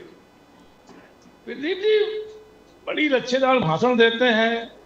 जो पार्टी मरने वालों के ऊपर राजनीति करती है उस पार्टी क्या कहेगी, क्या क्या इन्होंने दिया, क्या नहीं दिया, क्या योजना दी। अरे प्रधानमंत्री बनाएगा तो झगमाने की थोड़ा बनाएंगे। अरे प्रधानमंत्री बनाएगा तो एम्स बनाओगे, लेकिन एम्स बनाना शुरू किसने किया था? कांग्रेस ने। उसी का आप आगे बढ़ा रहे हो ना, कोई नया काम तो कर नहीं दे रहे हो। तो जबरदस्ती अपने मुंह मीठे बनते रही, कोई बात नहीं। अब आइए आप क्राइम पे आइए, क्राइम पे बाबा सिद्दीकी की हत्या हो गई, 22 घंटे सुरक्षा थी, एक सरपंच की हत्या हो गई, धनंजय मुंडे का अभी तक जो है इस्तीफा नहीं आया, एक बेचारे की थाने में हत्या कर दी गई, और तमाम देखिए हत्याएं हो रही सर। अब सैफ अली खान बेचारे घर में पिट गए, घर में पीटे गए, घर में पिट गए वो। अभी आपने बड़ी अच्छी बात कही कि बिल्डिंग के अंदर जो क्राइम हुआ तो सरकार क्या करे, आपने बड़ी अच्छी बात एक कही। तो सुशांत सिंह राजपूत जो डेथ हुई थी, महाराष्ट्र की जो पुलिस थी, जैसे भी प्रवचन हमारे बीजेपी वाले दे रहे थे प्रवचन कि वो जांच हो रही है, जांच कर रहे हैं, ये कमेटी बना दी गई, वो कमेटी बना दी गई, और उनके लोगों से फडणवीस जी मिल लिए, बड़ा उन्होंने भैया सौभाग्यशाली काम कर दिया कि वो बेचारे जिनकी हत्या कर दी उनसे मिल लिए, बहुत बड़ा काम कर दिया। तो महाविकास सरकार में सुशांत सिंह की राजपूत हुई, 4 महीने मैंने डिबेट की इस पे, कंटिन्यूअस 4 महीने डिबेट की, चला गया तो मैटर कहाँ, बिहार, और किया ही केंद्रीय गृह मंत्री अमित शाह जी। इतना बेचारे परेशान हो गए, मोदी जी इतना परेशान हो गए उस हत्या पे कि उन्होंने बिहार में FIR दर्ज कराई और CBI को दे दिया गया। जबकि जो हमने पढ़ा भाई, अभी तक हमने पढ़ा है कि जहां क्राइम होता है उसी थाने में FIR दर्ज की जाती है, लेकिन वो बिहार पहुंच गया। क्यों भैया? केंद्र सरकार इनकी है, गृह मंत्री इनका है। अब यहाँ पे जो लच्छेदारी भाषण दे रहे हैं, ये शायद किसी के समझ में नहीं आ रहा है। तो कायदे से जो क्राइम गृह मंत्री या फडणवीस जो भारतीय जनता पार्टी के मुख्यमंत्री हैं, जिन्होंने गुलामों के लेकर सरकार बनाई है, तो क्राइम रोकने में असफल है, बिल्कुल असफल है। देश की जनता, महाराष्ट्र की जनता ने क्या उम्मीद की थी? अब आप क्राइम में उद्धव ठाकरे सरकार में देख लीजिए, एक केस सिर्फ था सुशांत सिंह राजपूत, वो भी आपने कहा कि साहब बिल्डिंग के अंदर केस हुआ था, तो उस पर इतना बता दिया। वहां के DGP आ गए महाराष्ट्र में, DGP चिल्लाने लगे अभी मैं ये ठीक कर दूंगा, ये कर दूंगा, वसूली सरकार है, ये हनुमान चालीसा का पाठ करिए। तो ये देखिए, ये भारतीय जनता पार्टी है, इनकी रणनीति, इनकी सोचने समझ सकती कि अगर इनकी सरकार नहीं बन पाई तो ये क्या क्या गुल खिलाएंगे, जनता किस तरह दिग्भ्रमित करेंगे। देखिए, दिग्भ्रमित करने का काम था। अब बजरंगबली का पाठ नहीं हो रहा, अब हनुमान चालीसा कोई नहीं पढ़ रहा, अब कोई उनके पास नहीं जा रहा हटवाने के लिए, अब कोई वसूली सरकार नहीं है। अब सुशांत सिंह राजपूत जैसे केस उन्होंने बिहार दर्ज कराया था FIR, अब नहीं हो पा रहा कि जितनी हत्याएं हुई है, द्विवेदी जी क्या हो रहा है यूबीटी में? उद्धव बाला साहब ठाकरे जी के पार्टी में, आपके पार्टी में हो क्या रहा है? भास्कर जादव जी, मुझ पे आ जाऊं सर, उससे मैं बता दूंगा, बहुत बढ़िया है। भास्कर जादव जी हमारे पार्टी में, भास्कर जादव जी पार्टी में, प्रदीप जी नहीं सुनिए ना, भास्कर जादव जी आलोचना कर रहे खुले मंच पर। उन्होंने कहा कि हमारा कांग्रेसीकरण हो गया है, हम कांग्रेस बन गए, छोटे छोटे कार्यकर्ताओं का कोई मान सम्मान नहीं है, उनके बातें कोई सुनते नहीं है, ऊपर लेवल पे जो होता है वो बिल्कुल नीचे लेवल, और नीचे लेवल की जो तकलीफ है वो बयान ऊपर एकदम डेफ एंड डम हो गया, सुनते नहीं है। तो भास्कर जादव कोंकण में एक वरिष्ठ नेता है आपका, अब आपका MLA भी है और बहुत सीनियर लीडर है, जब वो खुले मंच पर आलोचना करे तो क्या उद्धव जी इस पर थोड़ा ध्यान देंगे कि इनर पार्टी डेमोक्रेसी, सबका सुधार होना, आप इसको कैसे देखते हो भास्कर जादव जी का बयान को? देखिए सर, मैं भास्कर जादव तो बयान नहीं दूंगा।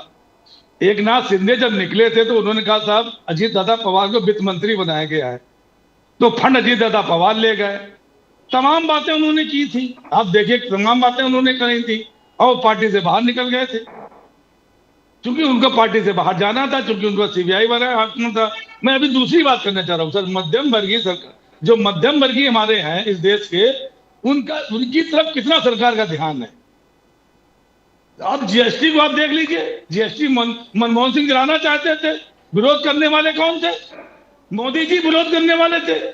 आप जो हमारे कार्ड बने हुए हैं, आधार कार्ड बने हुए, इसका विरोध करने वाला कौन था? मोदी जी विरोध करने। सर वो बात तो हो गई ना सर, द्विवेदी जी। नहीं, उसका विरोध, मैं दूसरी बात कह रहा हूँ। अभी इन्होंने जो 2024 जो बजट दिया था, उसमें सैलरी रखी थी 15 लाख वाले जो हैं, 15 लाख, उस पर 30% देंगे, उनको 30% टैक्स देना पड़ेगा सर। और जो व्यापारी है करोड़पति व्यापारी है, वो 1 करोड़ में 30 लाख रुपए 30% देगा। आप देखिए, आप जरा सा सर उस पे वित्त मंत्री हमारे जो है, अर्थव्यवस्था पे अलग डिस्कशन करते हैं ना सर, लेकिन द्विवेदी जी ये तो बता दीजिए, बड़ी विनम्रता से पूछ रहा हूं कि आप हो गए, यानी उद्धव ठाकरे शिवसेना हो गई, आदरणीय सम्मानीय अखिलेश यादव जी की समाजवादी पार्टी हो गई, ममता बनर्जी की तृणमूल कांग्रेस हो गई, ये आप सब लोग आम आदमी पार्टी का समर्थन कर रहे हैं सर दिल्ली में। मतलब आप कहते हैं कांग्रेस के साथ नहीं है वहां पे, तो इंडिया अलायंस मतलब है कि नहीं, खत्म हो गई अब क्या? पूछ रहा हूं सर आपसे। देखिए, इंडिया अलायंस मैंने क्या कहा, लोकसभा चुनाव में बना था जी, और दिल्ली में मैंने पिछली बार भी आपसे एक बात कही थी, दिल्ली में चूंकि आपकी सरकार है और माननीय केजरीवाल ने हमारा समर्थन, महाविकास आघाड़ी समर्थन जो है वो वहां पे किया था। महाराष्ट्र में संजय सिंह जी भी आए थे और तमाम के नेता आके उन्होंने हमारा समर्थन किया था। हम जीते हारे ये अलग मैटर होता है, लेकिन अगर हम उनका समर्थन, अरविंद केजरीवाल का समर्थन कर रहे हैं, तो इसका मतलब ये नहीं कि हमारा महाविकास आघाड़ी या इंडिया गठबंधन टूट गया है। ये तो मैं हमारे प्रवक्ता कांग्रेस बैठे हुए वो जवाब दे सकते हैं कि आपसे गठबंधन क्यों नहीं हुआ, क्योंकि देखिए लोकसभा चुनाव में पूछ लेते हैं उनसे सर, तो पूछ ही लेते ना। गोपाल तिवारी जी बताइए, इंडिया गठबंधन जो इंडिया गठबंधन बना था वो लोकसभा चुनाव लेके, तो गोपाल तिवारी जी आप बताते हैं। महाविकास आघाड़ी, एक मिनट सुन लीजिए, आपको जवाब मिल जाएगा। जी बोलिए। महाविकास आघाड़ी बना था सर, महाराष्ट्र के लिए बना था। तो अब अगर हम दिल्ली जा रहे हैं तो दिल्ली में जो हमारी मदद कर रहा है, हम कांग्रेस ही हमारी मदद कर रहे हैं, ये सब लोग कर रहे हैं, लेकिन चूंकि सरकार वहां किसकी है, आप सबसे बड़ी बात ये देखिए ना, सरकार अगर कांग्रेस होती तो हमारे जितने नेता, पश्चिम बंगाल के नेता है, महाराष्ट्र के नेता है, जितने नेता हम लोग होते सब उनके समर्थन करते। लेकिन जिसकी सरकार है, अगर उसकी पुनः सरकार बने तो इंडिया गठबंधन की तो जीत होगी ना। ये इसमें कांग्रेस कहाँ अलग है और शिवसेना कहाँ अलग है? सर राहुल गांधी जी ने कहा है, राहुल गांधी जी ने कहा है कि अरविंद केजरीवाल और नरेंद्र मोदी एक ही सिक्के के दो पहलू हैं। ये राहुल गांधी जी की स्टेटमेंट है, उनके खुद के भाषण में जो दिल्ली में उन्होंने दिया। अब आप बताएं गोपाल तिवारी जी, अब इंडिया अलायंस कहां गई? मतलब सर, आपके जितने भी लोग हैं या तो आपसे बिखर गए या अरविंद केजरीवाल जी का समर्थन कर रहे हैं। आप बोलिए गोपाल तिवारी जी, बताइए प्लीज। हाँ सर, वो बात बताता हूँ, लेकिन उससे पहले जो एम्स के बारे में जो बात हुई जी, तो ये मेरे पास आंकड़े हैं यहाँ पे, All India Institute of Medical Sciences. जी नहीं सुनो ना, बोलिए बोलिए बोलिए सर, बोलिए। क्यों आई है? देखो, हमारा पहले सबसे पहले फर्ज बनता है सरकार का आरोग्य सुविधा, हेल्थ, एजुकेशन और सुरक्षा, खाद्य सुरक्षा, ये 3 बातें हैं जो हमें देने के लिए हम सरकार में आते हैं, और रोजगार, महंगाई का काबू, वो बाकी बात है। लेकिन मैं आपको एक दावे के साथ कहता हूं, जो मेरा यहाँ पे स्थानिक वार्ड में मेरी एक जगह थी, उसमें मैं इंदिरा जी के नाम से कॉर्पोरेशन का अस्पताल बनाना चाहता था। मैंने प्रपोजल दिया, उसकी कई बार कुछ प्राइवेट हॉस्पिटल को वो लैंड दी गई, तो मैं हाईकोर्ट गया सर।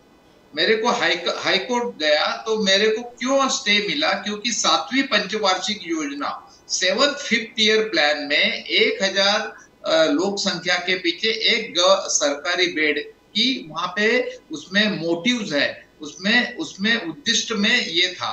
तो ये मैंने कोर्ट के सामने लाया कि ऐसे तो पुणे की लोक संख्या अगर 25 लाख है तो 2500 बेड चाहिए पुणे शहर में, तो वो नहीं मिला। आज भी मेरे वेबसाइट पे जाइए, 2005-6 का देख लीजिए, वहां पे जो हाईकोर्ट ने स्टे दिया है वो वहीं का वहीं।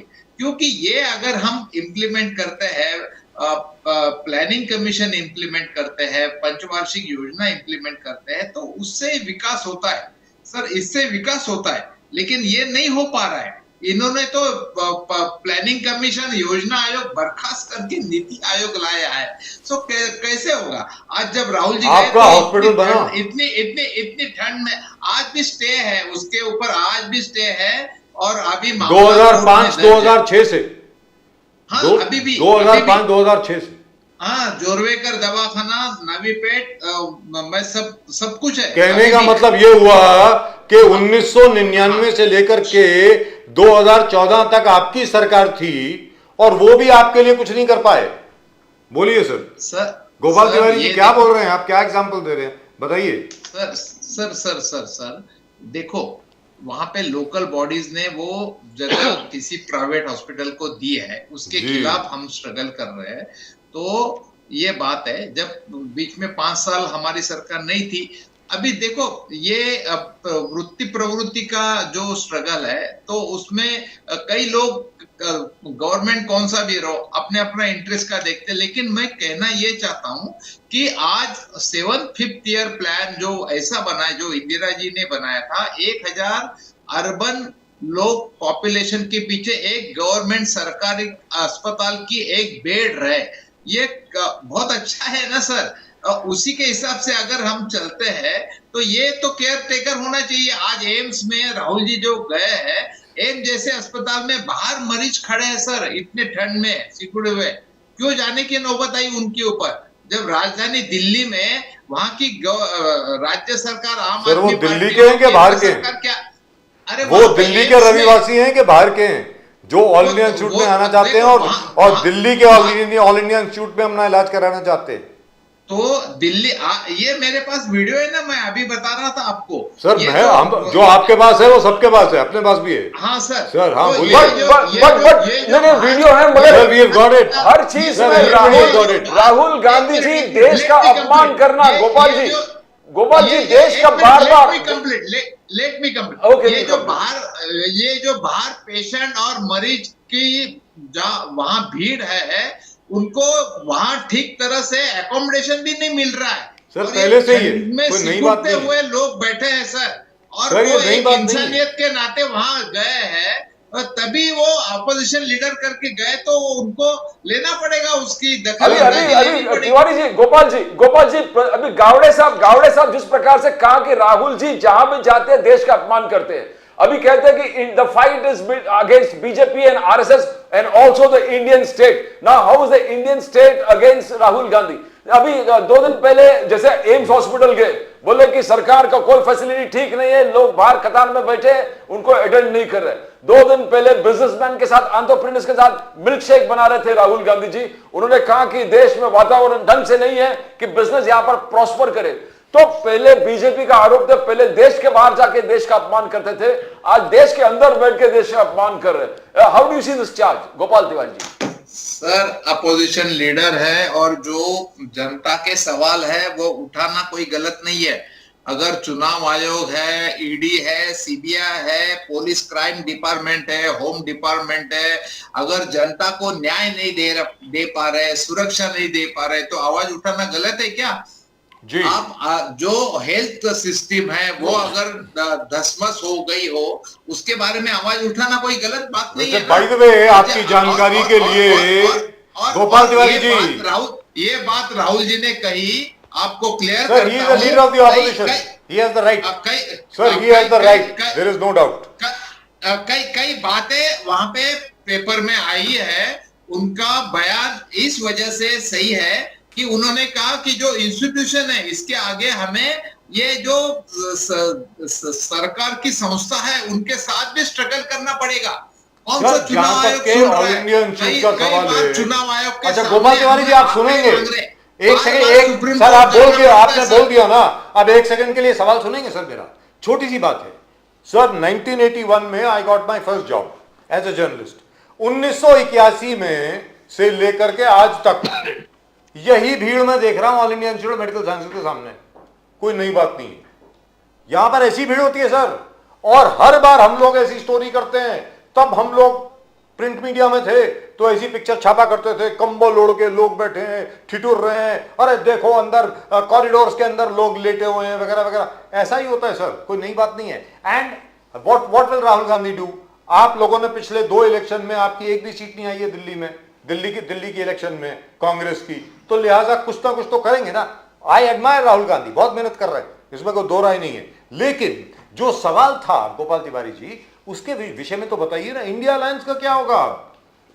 आम आदमी पार्टी के साथ होगा या आपके साथ ही तो सब लोग? बोलिए सर प्लीज। देखो सर, वो वहां के हालात, वहां के पॉलिटिकल नीड क्या है, वहां के क्या है, वो तो वही बता सकते हैं। और इसके बारे में हम तो ये कहते हैं कि पहले सबसे देश और कॉन्स्टिट्यूशन डेमोक्रेसी ज्यादा इम्पोर्टेंट है।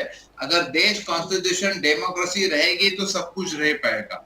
इसलिए जो ज्यादा इम्पोर्टेंट था, जो लोकसभा सांसद का चुनाव था, वो उसके बारे में हम इंडिया अलायंस हुए।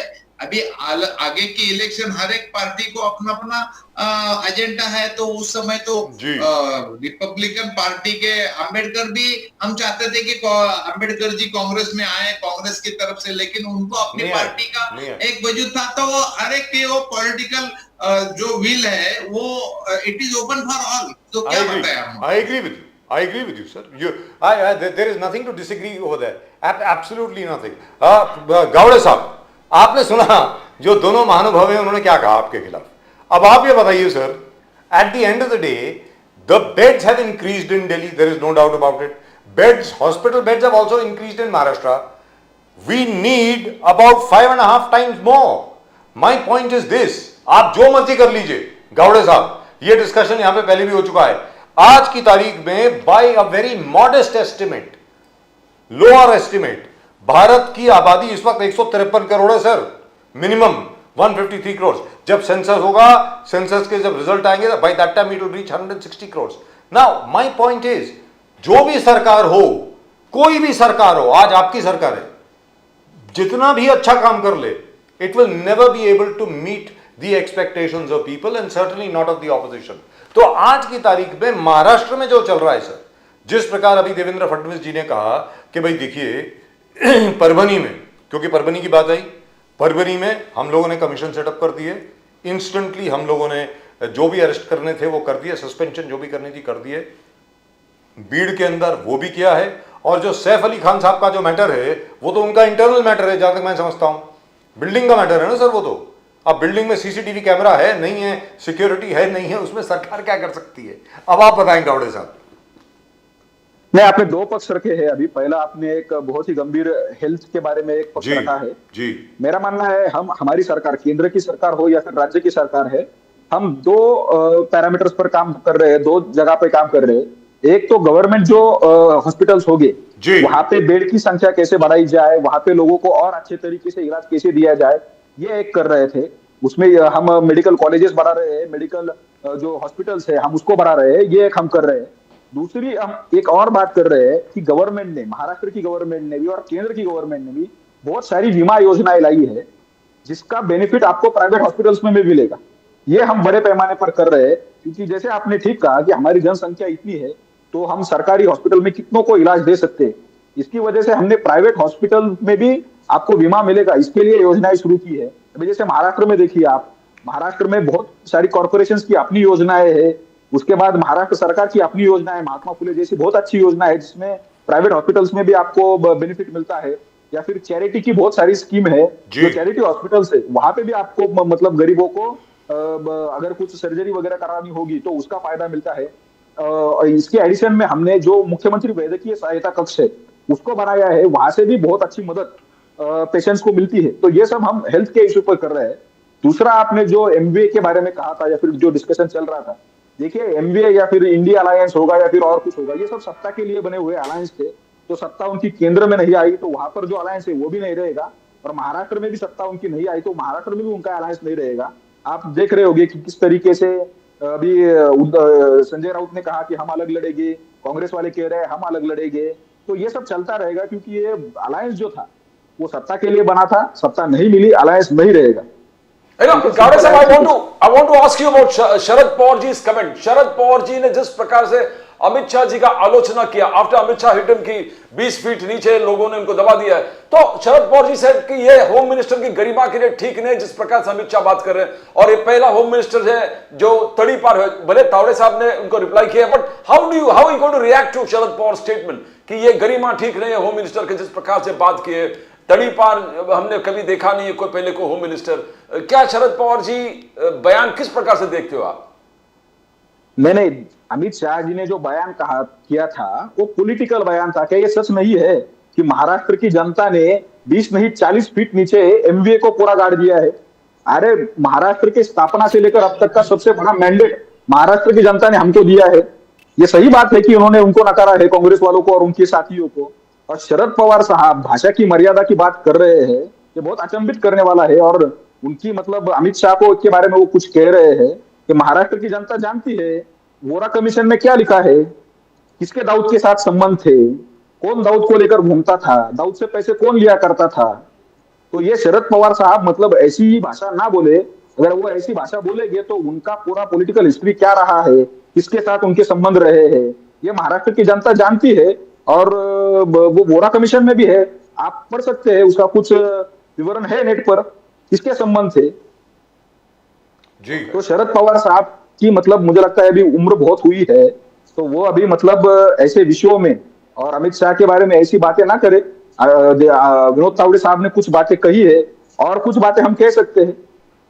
जी जी मोरे मोरे साहब, क्या मोदी साहब ने कहा कि जितने मुझे निकलना है, जस्ट मुझे निकलना है, मैं आपकी Right, sir. Thank you very much. Thank you. Okay.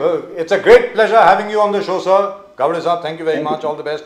जी, मोरे साहब, बोलिए। जी जी बोलिए सर। जी, प्रदीप जी आप पूछ रहे थे। मोरे साहब, मोदी साहब का कहना है जितने दलित कम्युनिटी के लिए, ओबीसी पिछड़े कम्युनिटी के लिए अलग अलग स्कीम्स, अलग अलग फंडिंग, अलग अलग ओबीसी के लिए कमीशन तक मोदी साहब ने किया, तो जितने ओबीसी समाज, दलित समाज के लिए बीजेपी और नरेंद्र मोदी जी ने किया वो कोई नहीं किया।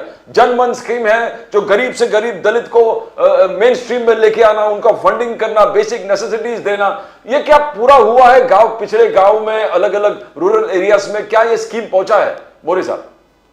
देखिए सर, पहली बात तो ये है, अभी मैं हेल्थ पे एक शॉर्ट में बताता हूँ। Please. एक मोदी जी ने एक आयुष्मान कार्ड जो इशू किया है अभी जी, सभी, जी, जी। हमारे मेरे पास भी है, आपके पास भी होगा। जब अस्पताल में जाते हैं वो आयुष्मान कार्ड दिखाते हैं तो अस्पताल वाले वो कार्ड स्वीकार करते हैं, वो उस कार्ड को लेते नहीं और वो कहते हैं कि गवर्नमेंट ने हमें निधि दिया नहीं, इसका पैसा हमें मिला नहीं है। और ये बात आज मैं बता रहा हूँ, ये अनुभव मेरे को 2 साल से आ रहा है।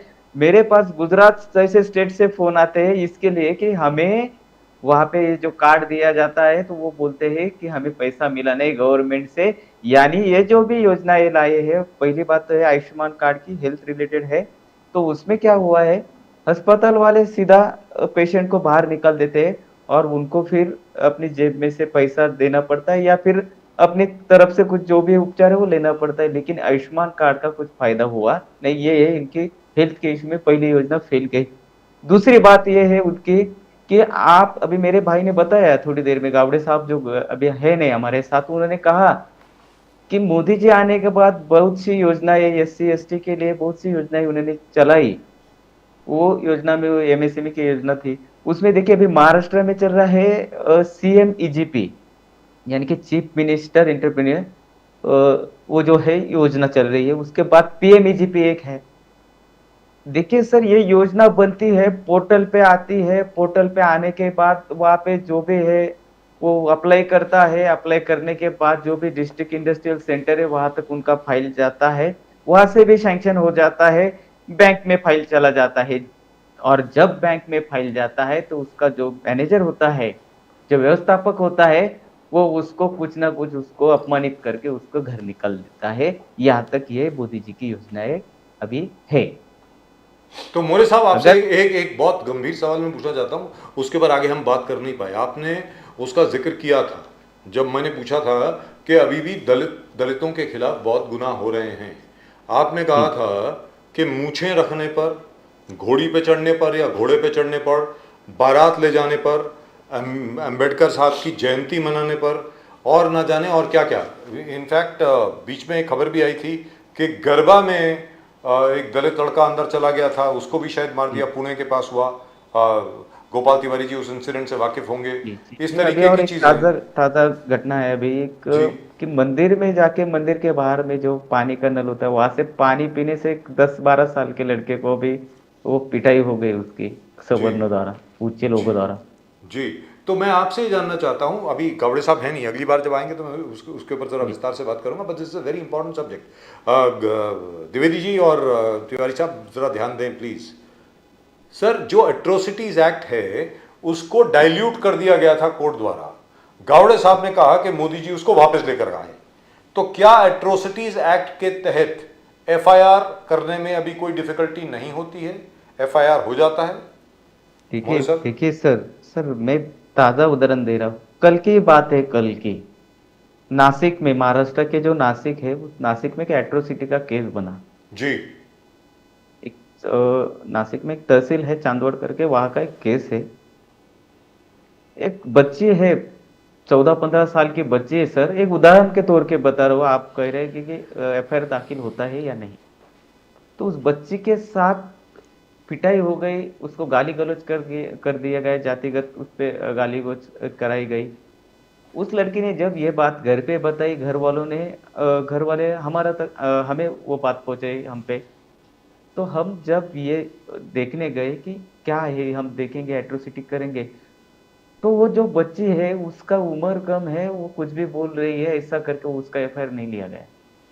ये एक बात हुई सर, ये जी एक बात हुई। ऐसे बहुत जगह है कि वहाँ पे पुलिस वाले खुद जो भी एफआईआर करने जाता है, जो फिरियादी होता है, उनको बोलते हैं कि कुछ पैसे लेके इस केस को रफा दफा करो, लेकिन एट्रोसिटी मत करो। लेकिन और ये घटनाएं एट्रोसिटीज एक्ट मत करो। हो रही है। मैं जिम्मेदारी से कह रहा हूँ कि पुलिस जी स्टेशन में पुलिस के लोग, ये जो फिरियादी होते हैं जिनके साथ अन्य अत्याचार हुआ होता है, एट्रोसिटी हुई होती है, उनको ये बोलते हैं कि कुछ पैसे ले दे के आप इस केस को रफा दफा करिए। गोपाल तिवारी तो जी, ये तो चल रहा है। गोपाल तिवारी जी, आप सुन रहे सर हैं? सर इसके ऊपर कई बार कई जगह ऐसे सुनने में आया है कि एट्रोसिटी के वो जो एक्ट है उसका दुरुपयोग किया जाता है या कुछ करता है। तो ये बातें सुनने में आ रही है और कोर्ट ने भी इसके ऊपर रिमार्क दिया है। तो इसके ऊपर विधान भवन में, विधानसभा में, संसद में चर्चा होनी चाहिए और दोनों तरफ से चर्चा होनी चाहिए और जो सही निर्णय है वो लेना चाहिए। कोर्ट ने भी जो भी कानून है, तो अगर मोदी जी लाना चाहते हैं तो वेलकम है। उसके दलितों पे, पिछड़ों के ऊपर अत्याचार न हो। अगर हम 21वीं सदी में जाते हैं और प्रगति करते हैं, लेकिन अभी भी ऐसे हमारी मानसिकता है, तो वो बहुत ही घटिया मानसिकता है हमारी। और छूत अछूत, जो कि महात्मा गांधी जी का जो समता और समानता जो तत्व है, वो अस्पृश्यता निवारण, वो तो फिर 70 साल के बाद भी अगर हम इम्प्लीमेंट नहीं कर पाए तो क्या मतलब है हमारा आजादी का और हमारा द्विवेदी जी। और एक बात कहना चाहता हूँ।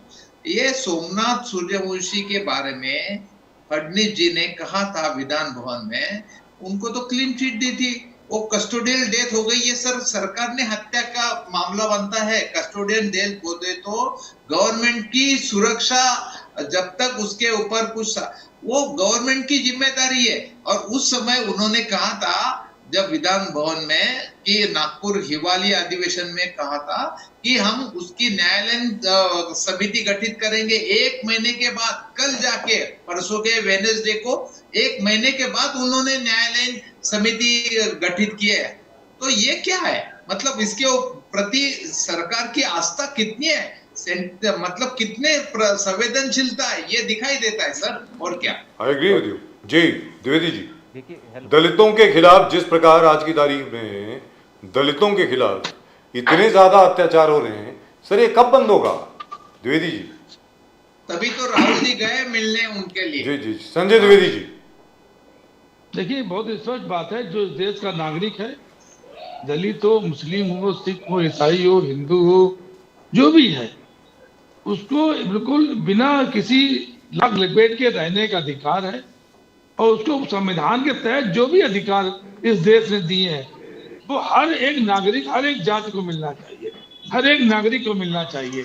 अगर कोई कानून बनाया गया है, जैसे दहेज के कानून बना है और वैसे कानून तमाम बने, दलितों के कानून बने हैं, उसका सिर्फ दुरुपयोग अगर नहीं हो, अगर उसका सही ढंग से उपयोग हो, तो जो कानून बनाए जाते हैं वो इसीलिए बनाए जाते हैं कि उसका जो इम्प्लीमेंटेशन हो, जो उसका कानून पाए जो काम हो, उसमें उसके तहत ऐसा कार्य हो कि किसी को भी ना नुकसान हो। देखिए, हमारे इसमें कहा जाता है कि एक गरीब हो, अमीर हो, जो भी हो, लेकिन किसी निर्दोष को उसको सजा नहीं होनी चाहिए।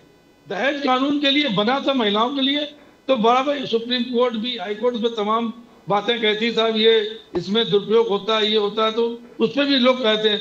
इसीलिए दलितों का भी जो कानून बना है उस पर मैं चाहता हूँ कोई दुरुपयोग ना हो, अगर उसको सही ढंग से इम्प्लीमेंट किया जाए जिस थाने में शिकायत जाए, जिस जिस जहां पे शिकायत जाए वो उसका कायदे से एक बिल्कुल तफसील होनी चाहिए, उसकी उसकी जांच होनी चाहिए और दोषियों को सजा निश्चित तौर से मिलना सर चाहिए। लेकिन ये मानसिकता मेरा- बताइए ना।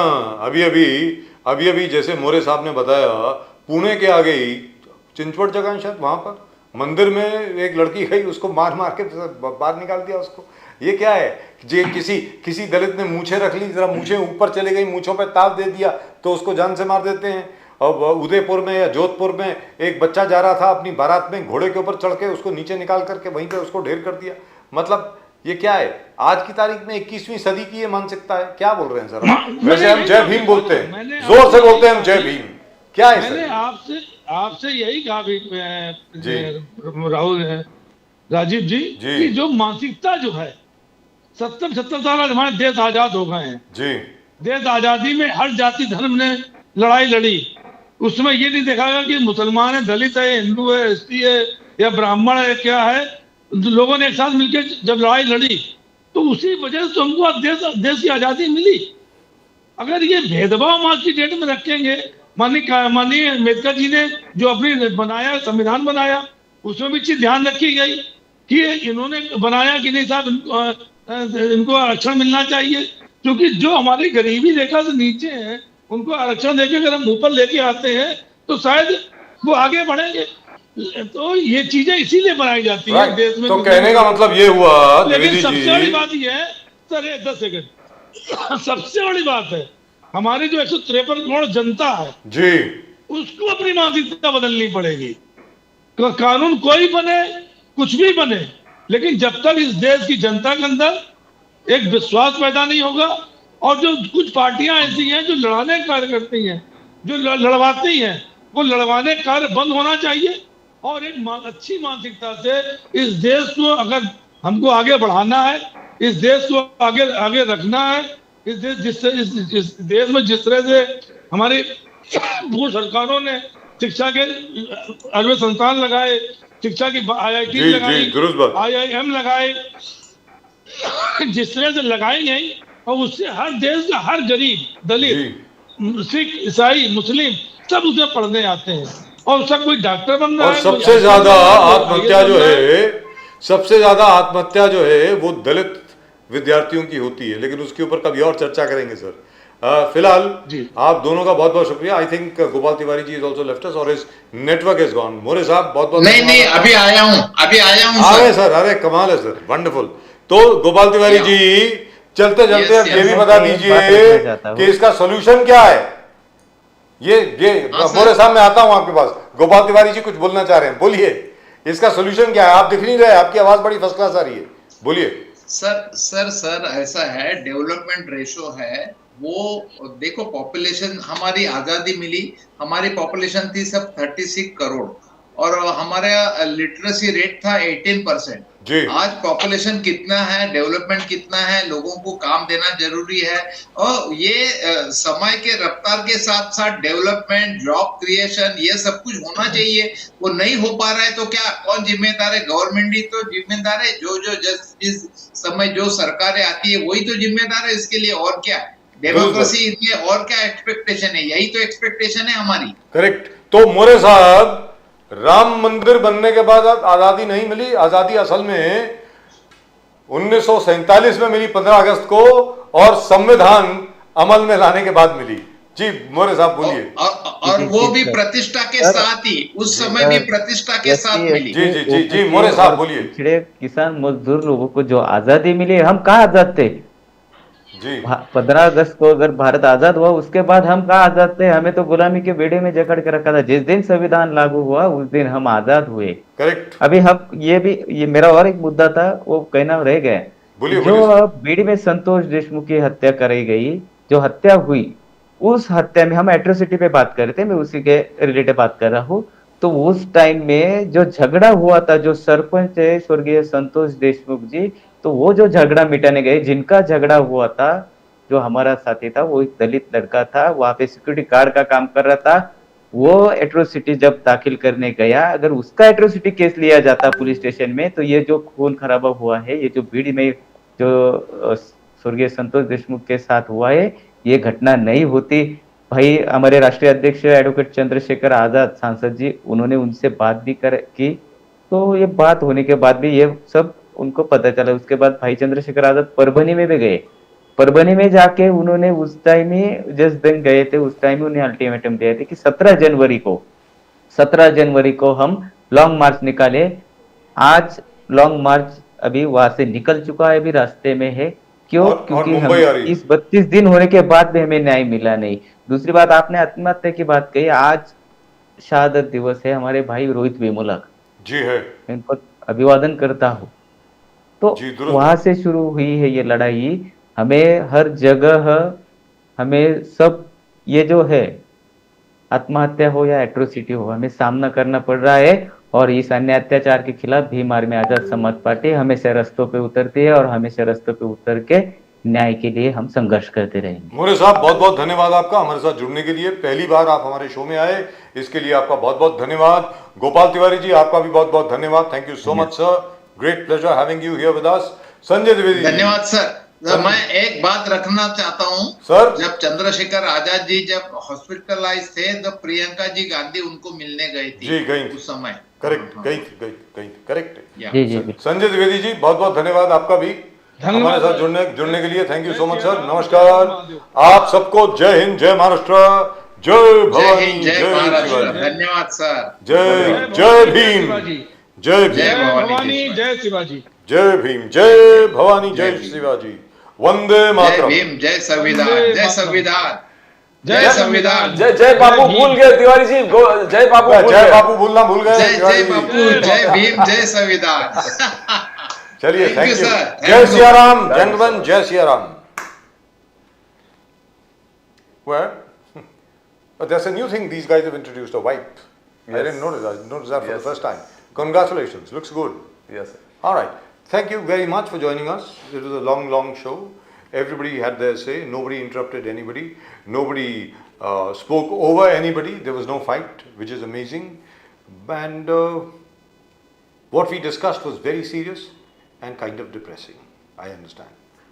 दुखद बातें हम लोगों ने बात करी और ये बातें बड़ी दुखद हैं। आज भी हिंदुस्तान में ये सब हो रहा है।